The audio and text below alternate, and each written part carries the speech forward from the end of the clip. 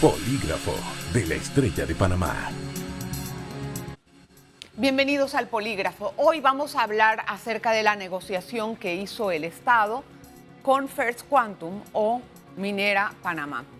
Este ha sido un trabajo de muchos meses que ha habido críticas por el secretismo que se llevaba entre las negociaciones. Eso tendrá una explicación, me imagino.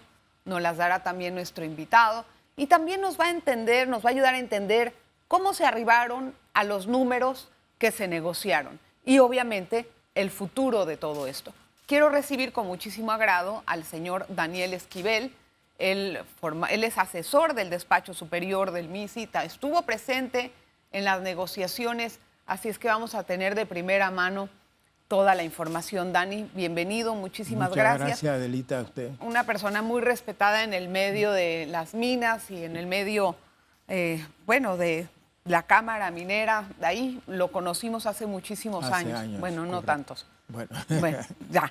A ver, me gustaría entender, Dani, primero que todo, a lo que nos interesa a todos es saber, bueno, cuánto voy a tener de dinero al final que la empresa antes pagaba un 2%, ¿verdad? En cuanto a regalías, y ahora eso ha cambiado.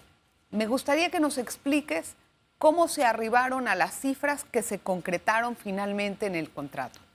Perfecto, pero para eso, en primer lugar, permíteme hacer un resumen para aclarar y hacer docencia sobre el concepto de regalías. Muy bien. Que eso está mal interpretado generalmente. ¿Okay? Las regalías, en primer lugar, no es un impuesto. La regalía es realmente una contraprestación que se hace al Estado por la pérdida de sus recursos minerales. O sea, que los recursos minerales son del Estado, como lo ha dicho y lo ha repetido el ministro y el presidente, y eso está establecido en la Constitución de la República de Panamá. Entonces, hay tres tipos de regalías. ¿Okay? El primer tipo, que es el más común, es la regalía que se denomina ad valorem. Esa regalía es un porcentaje fijo sobre la venta del mineral, en este caso el cobre. O sea, la empresa produce o genera un concentrado de cobre que va a una refinería y ahí se saca el mineral cobre, el mineral oro, el mineral plata y el mineral molibdeno, porque están contenidos en ese concentrado.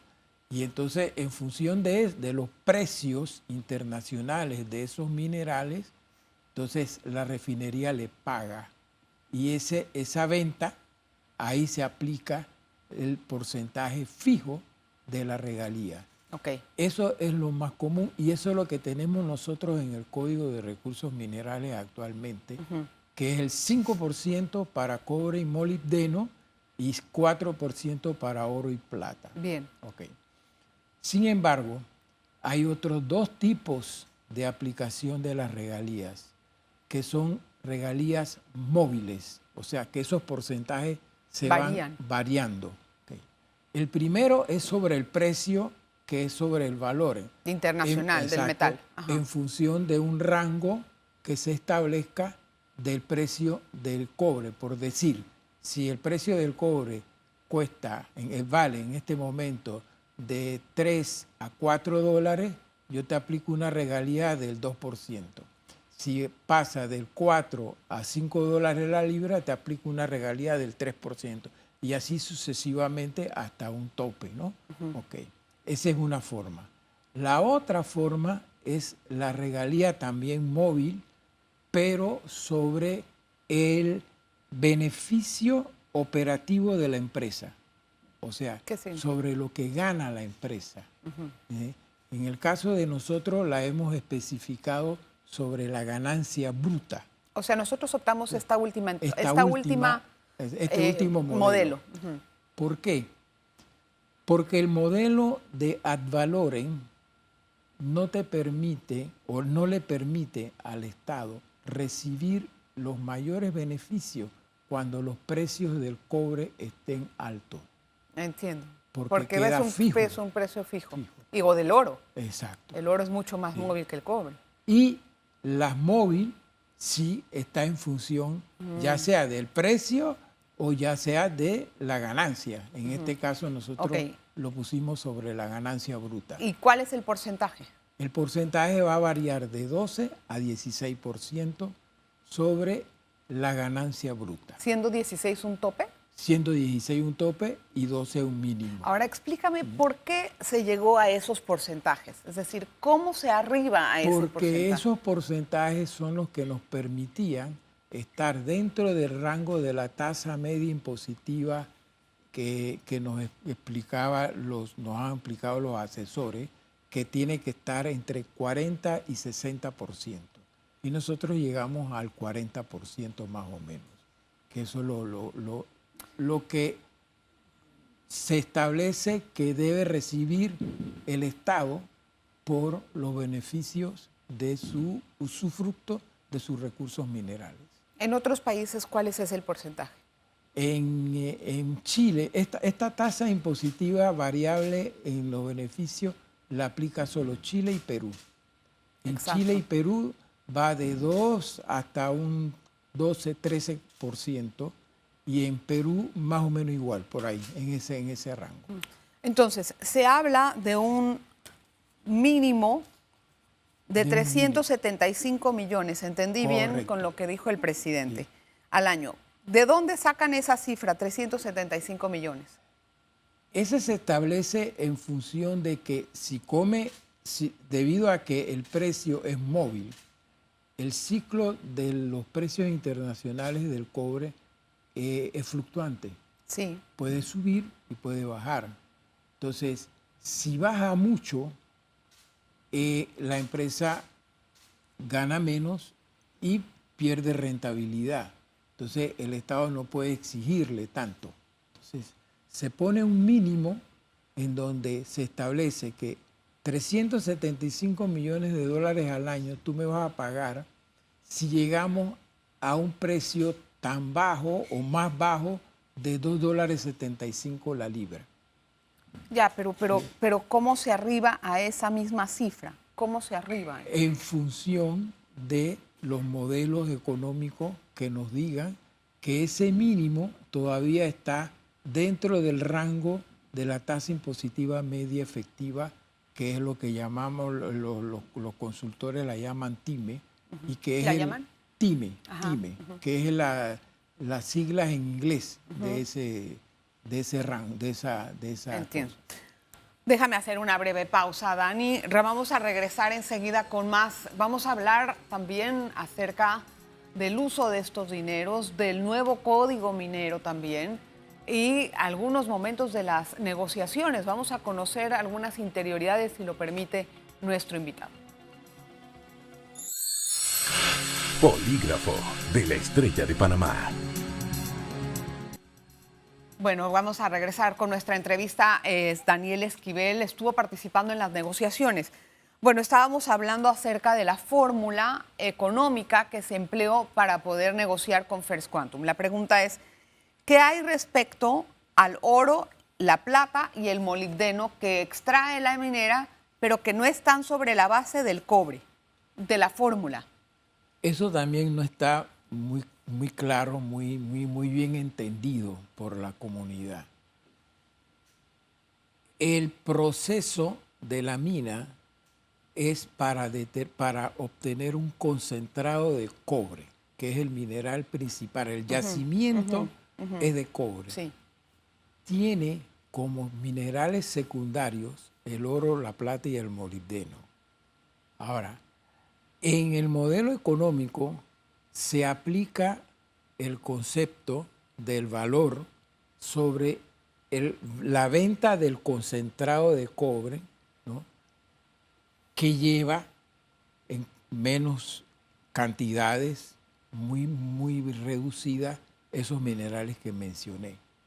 Sin embargo, lógicamente que la empresa minera, al obtener alguna cantidad de oro, de cobre, de oro, plata, de molibdeno y plata, ellos aplican, entonces se le aplica lo que establece el Código de Recursos Minerales. En el caso de ellos era 2% para todo. ¿Y eso se quedó así? No, Ah. eso cambió ahora. ¿Cómo Eso va quedó? a ser la tarifa del móvil del 12 al 16 es para el cobre. Bien. Y para oro va a ser el 4%, que es lo que dice el código, y para molibdeno va a ser también dentro del grupo móvil, porque es un mineral metálico, Pero del grupo móvil, ¿pero cuál es el porcentaje? entre 12 y 16. Va a ser Dentro del grupo del cobre. del cobre. Ajá, Ajá. ¿y de la plata? Y de la plata, el 4% también. O sea que oro y plata quedaron en 4% 4% van y a eso es quedar en fijo, 4. Ajá. aunque suba el precio de ambos. Sí, porque el precio fundamental es el del cobre. Entiendo. Es el del cobre. Ok, y entonces el resto queda en ese móvil. ¿Y eso es lo único que va a dar la empresa al país? No. Los otros dos elementos fundamentales que se consideraron en la propuesta económica es el impuesto sobre la renta, Bueno, obvio, porque digo... que ellos no pagaban, ¿no? Sí, pero... Ahora lo van a pagar. Y las exenciones fiscales que tenían. Ah, sí, cierto, es verdad. Que todas esas se van a eliminar. Se eliminaron. Se van a eliminar. Ajá. ¿Cuáles fueron los momentos más difíciles de esta negociación, Dan? Pero cuéntanos uno bueno. En el momento más difícil fue en el ensayo que se hizo conjuntamente con la empresa del modelo económico, ¿no? Que ellos al principio no lo entendían tan bien, pero después pues los asesores le explicaron y no les convenció mucho ese modelo económico. Entonces ahí pues un momento fue un impasse, pero se logró pues superar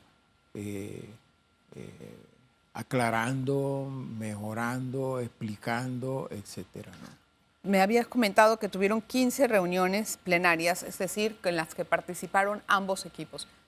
¿En algún momento alguno se levantó de la mesa enojado? No, eso es muy importante recalcarlo. El equipo del gobierno fue un equipo coherente, muy compacto. Llegábamos a consenso antes de presentar propuestas, ¿no? Y esa actitud fue la que nos valió mantenernos firmes. Pero de parte de Sí. de la contraparte. De parte de la contraparte, ellos fueron también un equipo que escuchaban, tenían su posición, que al principio fue bastante, por decir así, rígida, pero que fueron comprendiendo poco a poco y llegamos a puntos intermedios para poder... ¿La contraoferta de ellos cuál fue al principio? La contraoferta de ellos siempre se basaba más o menos en lo que ya tenían en el contrato. En el código ley, minero. En el primer ley, contrato. En el contrato ley 9. O sea, que era uno sumamente cómodo para ellos. Exacto. Ellos trataban de mantenerse mínimo más arriba de eso, más, no tanto. ¿Cómo cuántos porcentajes? ¿O qué tanto más arriba? No podría darte ese detalle de cuánto, porque en ese momento fue crítico, pero se superó. ¿Pero por qué fue crítico? Crítico porque ellos se mantenían firmes en eso. Ajá. Y la contrapropuesta que ellos presentaron, el gobierno no la aceptó de ninguna manera, ¿no? Y el gobierno le dijo que no, que la propuesta de Panamá era la que tenían ellos que aceptar en algún momento para compensar Hay una cosa importante. A ver. El contrato ley número 9, el Fondo Monetario lo evaluó en el año 2019. Y la evaluación de ese contrato en la parte fiscal, económica fiscal, determinó que ese contrato era muy, muy de la parte de la empresa. Más ventajoso para Muy ellos. ventajoso para la empresa.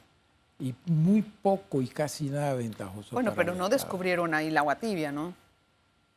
No es que descubrieron el agua tibia, sino vinieron a confirmar lo que nosotros, lo que los asesores nos Bueno, habían pero es dicho. que eso era lógico, Sí, porque eso sí. se negoció de una forma... Bueno, no entremos en ese detalle, Adelita, porque eso ya son otros. pero es la verdad. Sí. Pero Dani, esa es la verdad. Ellos tenían un contrato muy ventajoso y Sí. claro, invertir así, Sí. sacando todos esos, toda esa ganancia, todo lo que ellos pudieron ya haber sacado sin que el gobierno recibiera o sin que el país recibiera lo correspondiente. Definitivamente que ese contrato era de condiciones que no eran favorables para el Y la Estado. parte máxima del Estado, o sea, las dos posiciones, ellos se plantaban un poquito arriba de lo estipulado. Y nosotros, ¿cuál fue nuestro tope? El tope fue superar los 40%. ¿A cuánto? Llegamos casi como a 45, 60, 50%. O sea, Pero no a después pues pudimos ajustar y nos quedamos en el y si 40. hubiéramos apostado a 60% para ganar más, ¿tú crees que hubiéramos logrado eso? Un poco difícil, Porque en la negociación Sí. uno baja. sí. Es un Uno poco aspira a algo, difícil. pero uno negocia Es y un poco baja. difícil. Pero si apuestas a 5% Sí. más arriba, no puedes bajar Eso tanto. como lo puso el ministro en una conferencia que dio en un juego de esos de fútbol americano, que el quarterback hizo un pase y se piensa que si hubiera hecho el mejor pase hubiera sido mejor.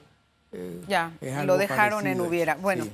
vamos a hacer otra pausa y regresamos con más. Vamos a tratar también el aspecto ambiental y social acerca de lo que se ha negociado y también el futuro del Código Minero. Una pausa. Polígrafo de la Estrella de Panamá. Gracias por continuar en sintonía. Bueno, a ver, vamos a entender una cosa, don Dani. ¿En cuánto se calcula el yacimiento que tiene Minera Panamá para explotar? El yacimiento de cobre, hablemos, que es Sí. el que se concesiona. Hay 3 yacimientos en este momento. Esos yacimientos, entre los 3, se puede calcular, se ha calculado que pueden tener, si no recuerdo mal, porque ahora mismo no tengo la cifra fresca en la memoria, casi parecido a lo que tenía Cerro Colorado, que ¿Sí? eran 25 mil millones de libras de cobre. De esas ya se han explotado cuántas. No. Bueno, no, eso no. es lo que Sí, queda todavía. sí, sí, Ah, exacto. Eso es 25 lo que- mil millones. Sí, eso era lo que se concibió al hacer la evaluación de Wow. los yacimientos. ¿Y esas evaluaciones son muy certeras o se hacen por debajo de? No, esos son elementos que en la medida en que se va avanzando, ¿Te das cuenta? vas cerciorándote y Ok. vas Ahora, confirmando, lógicamente. Aquí se hizo un contrato, pero se anunció que después se iba a hacer una consulta pública.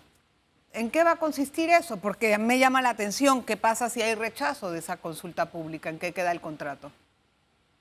Lo que yo entiendo de la consulta pública, que me informé con los asesores legales del Ministerio de Comercio e Industria, es una consulta que se va a hacer en las comunidades según la ley, que no me acuerdo el número, el Ajá. nombre el número de Ambiental, la me imagino. ley. No, una consulta del proyecto. Ah, del mismo proyecto. Del mismo proyecto. ¿ok? No es una consulta ambiental. No, no es una consulta del proyecto, ¿no? Que eso lo establece una ley específica. Ok.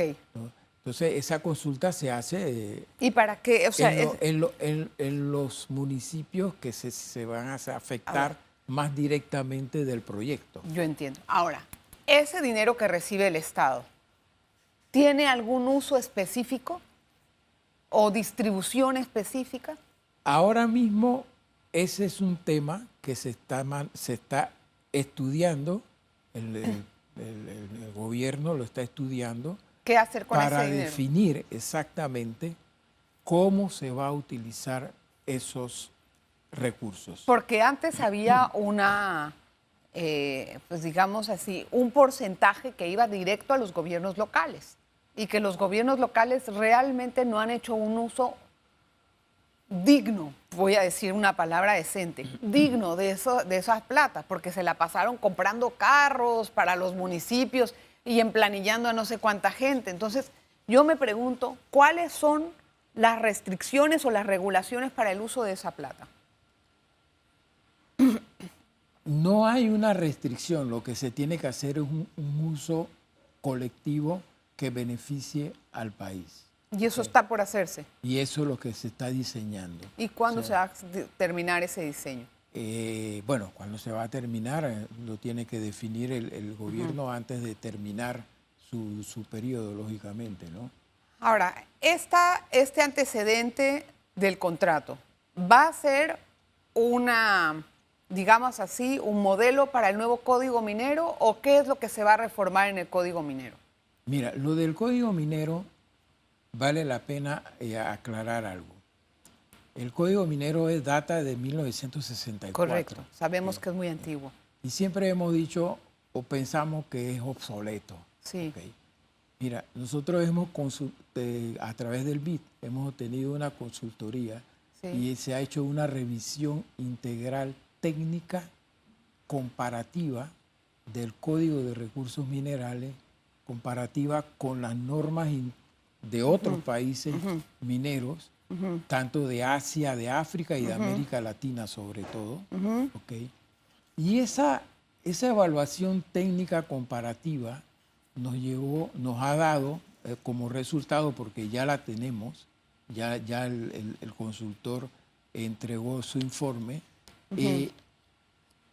nos dice que el Código de Recursos Minerales en realidad no es obsoleto, porque contiene lo fundamental que se necesita para la actividad.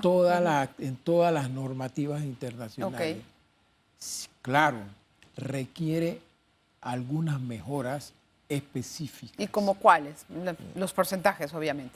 Por ejemplo, lo de las regalías. Claro. Eso de las regalías fijas. Claro, es 2% mejor tenía ahora. pasarla a las regalías móviles, que es la que estamos utilizando ahora.